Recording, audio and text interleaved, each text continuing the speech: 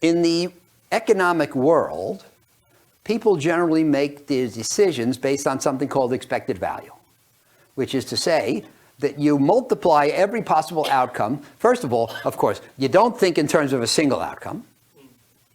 You think in terms of a range of outcomes. So you take every, if you could iterate over so many, you take every possible outcome, you multiply it by the likelihood that it will happen, you sum the results, and then you get something called the expected value from that course of action. And you choose your course of action based on the highest expected value. And that sounds like a totally rational thing. But what if the course of action that you're considering has some outcomes that you absolutely can't withstand? Then you may not do it. You may not do the highest expected value course of action because it has some you can't live with. Who here is willing to be the skydiver who was right 98% of the time, for example. So you may elect to do bike riding on the Google campus rather than skydiving, even though skydiving is more exhilarating 98% of the time. Anyway, so the point is, as I lived my life from learning about Dimson, learning about Taleb, from learning from my own experience, I realized that should does not equal will. Lots of things that should happen fail to happen. And even if they don't fail to happen, they fail to happen on schedule. So the thing that the economist or the financier thinks should happen this year may happen in 3 years. You got to live 3 years to see it happen. One of my favorite sayings is, never forget the 6-foot-tall man who drowned crossing the stream that was 5 feet deep on average. We can't live by the averages. We can't say, well, I'm happy to survive on average. We got to survive on the bad days. You got to survive, and if you're a decision maker, you have to survive long enough for the correctness of your decision to become evidence. And you can't count on it happening right away. I always remind people, overpriced is not the same as going down tomorrow. And if you bear that simple truth in mind, I think it helps. So Taleb and the role of luck, very important. Then John Kenneth Galbraith. John Kenneth Galbraith, for those of you who are not familiar with ancient history, was an economist, American economist, died around 2005, I think, maybe a little after, and at the age of about 98. And he was one of my favorites. He was a little on the left side. He was, somewhere between free enterprise and socialism, but he was what we call a liberal in the days when it was okay to say that word. But he was very, very smart, and he was not famous as an economist, but he played a lot of roles in government, and he was a diplomat. But he wrote some very good books, and one of them is called A Short History of Financial Euphoria, and I like thin books. So, and his is thin, especially the ones he wrote in the last decade or two of his life were very thin. So I enjoyed those. But the short history is very good, and I recommend that to you. And one of the things he says is we have two classes of forecasters, the ones who don't know and the ones who don't know they don't know. Now, I don't believe in forecasts, macro forecasts. People who forecast interest rates, performance of economies, performance of stock markets. And I don't think that my efforts to be a superior investor and most other people's are aided by macro forecasts. So am I saying that the forecaster is never right? No, I'm not saying that. The forecasters are often right. Last year, GDP grew 2%.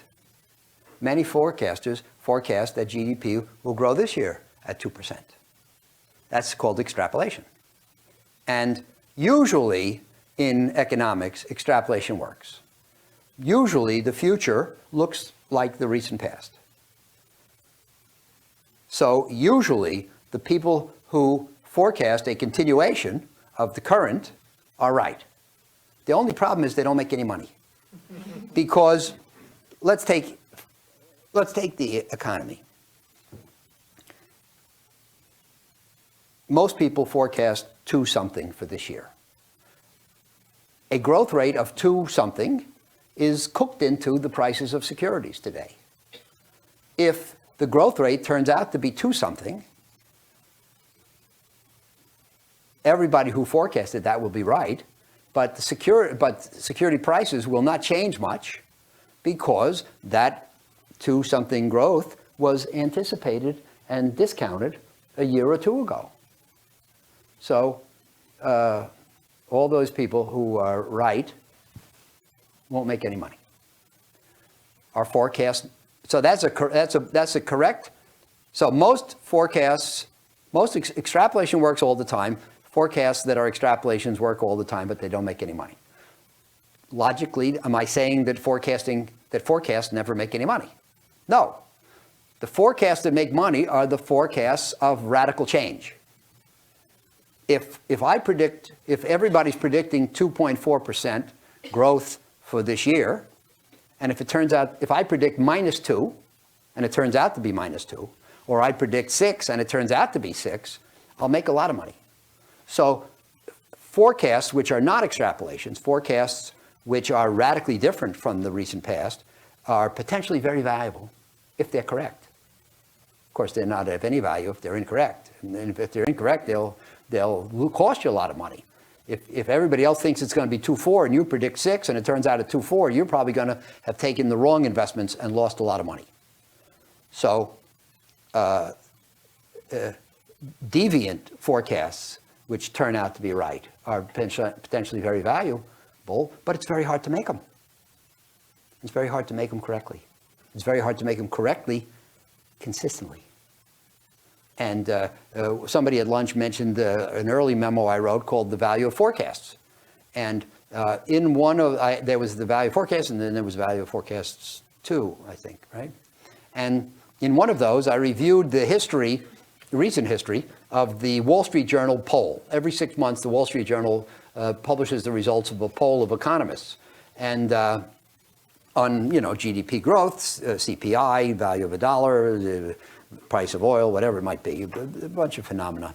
They do it consistently. And they ask like 30 people consistently over time. And so it shows basically that most of the time, when people get it right, it's because they predicted extrapolation and nothing changed. Once in a while, something changes radically, and invariably somebody predicted it. But the problem is, if you look at that person's other forecasts over the years, you see that that person always made radical forecasts and never was right any other time. So of course, if you're getting your information from a forecaster, the fact that he was right once doesn't tell you anything. You wouldn't, the views of that forecaster would not be of any value to you unless he was right consistently. And nobody's right consistently in making deviant forecasts. So the bottom line for me is that forecasting is not valuable. And that's something that my experience has told me. So we don't know what's going to happen, and randomness will play a big role in what happens. And randomness is by definition unpredictable.